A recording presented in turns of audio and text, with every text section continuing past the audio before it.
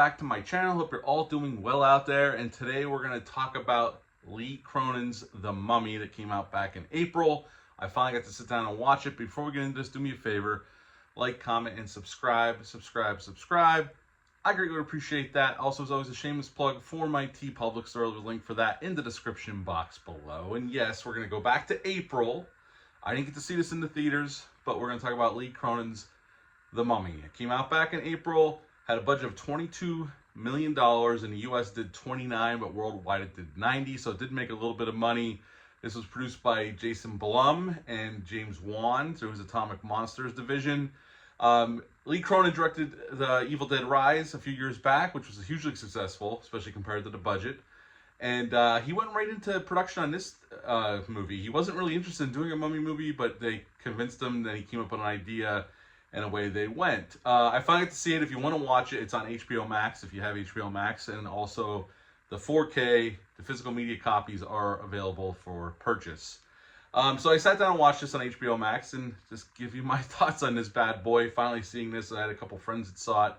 They said I should really give it a look. I've wanted to give it a look, and I finally got to do it.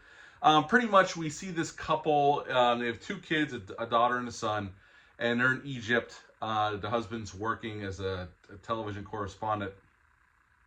And one day, their daughter gets taken by this woman. And they don't, 8 years later, the authorities in Egypt find their daughter. And the doctors say she's healthy, except for the way she looks, because she doesn't look healthy. And she's very catatonic. So they bring her back to New Mexico where they're living. And pretty soon weird shit happens. And we come to find out as the movie goes on, this woman who took their daughter, their family was cursed with this demon, and how they would keep it at bay is to pass it on to somebody else and keep it in this sarcophagus on their property in this like pyramid that's buried almost underground.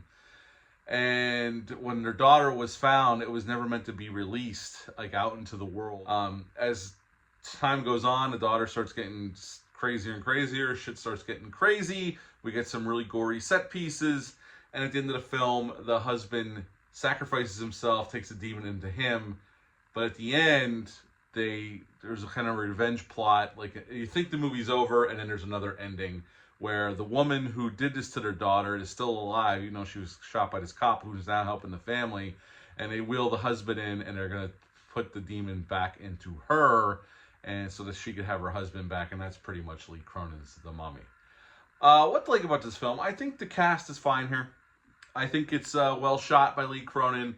Definitely bringing over some of those Evil Dead vibes, and not only through the camera work, but also through the story itself. I think some of the makeup effects are really well done. Definitely bringing over those Evil Dead gross effects, and we definitely get some really cool gore, gross out gags here as well. Nothing as crazy as Evil Dead, but it definitely pushes the gore for a movie of this type. Definitely going away from the Brendan Fraser Mummy, the action adventures type of one. This is definitely more of a hard R horror film for sure. And I think, again, Lee Cronin does a nice job here. I think the score is pretty good. I will say, though, I did have some problems with this film. Numero uno would be the length. It's 2 hours and 15 minutes long. And I got to be honest, it's way too long. This movie's at least 25 minutes too long. This should have been cut down. This needed another edit. Somebody should have went back and took some stuff out. It takes way too long for the story we're telling to get to where we go. And at times I felt the movie dragging, severely dragging. Especially considering what Lee Cronin did with this is he took elements of Evil Dead, elements of The Conjuring, elements of The Exorcist, blended it up and put it in a mummy movie. And that's pretty much what it is. And that's fine. It's totally cool. I don't have no problem with that. But the length really kills any momentum this film has. By the time we get around to the end of the film, the climax, it's like I'm like checking my phone, like, are we gonna get on with it here? Like, this is just dragging on way too long. And that's probably the biggest sin of this film. It's at least 25 minutes too long. There's no good reason whatsoever for this film to be 2 hours and 15 minutes long. There's just not enough story there. I'm all for a slow burn, but this is just unneeded to be this slow of a burn. Yeah, this should have been edited down. So when we do get some moments of horror, they're very few and far between till for the longest time until we get to the end. And the mystery wasn't mysterious enough because the parents are doing some dumb shit as well, that the mystery isn't enough to keep me, wasn't enough to keep me like engaged in it.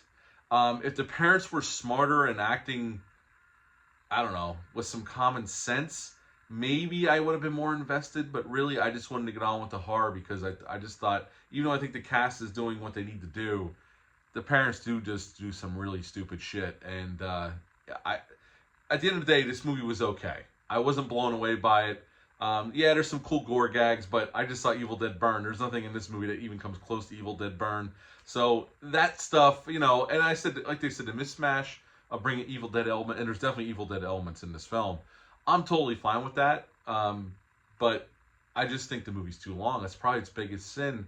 It's 2 hours and 15 minutes, and it just drags at points. Very much drags at points. So, you know, I enjoyed it for what it was, but I had the length just kills any momentum they're building to. So at the end of the day, Lee Cronin's Mummy, I would give this one a 7 out of 10. Just there's not enough there to justify the length of the film, and yeah, it really hurts the film at the end of the day. Just the length just kills it, and the parents acting really dumb at points in the film. So yeah, 7 out of 10 for Lee Cronin's The Mummy. Have you seen this yet? Leave a comment down below. Let me know what your thoughts of this one are.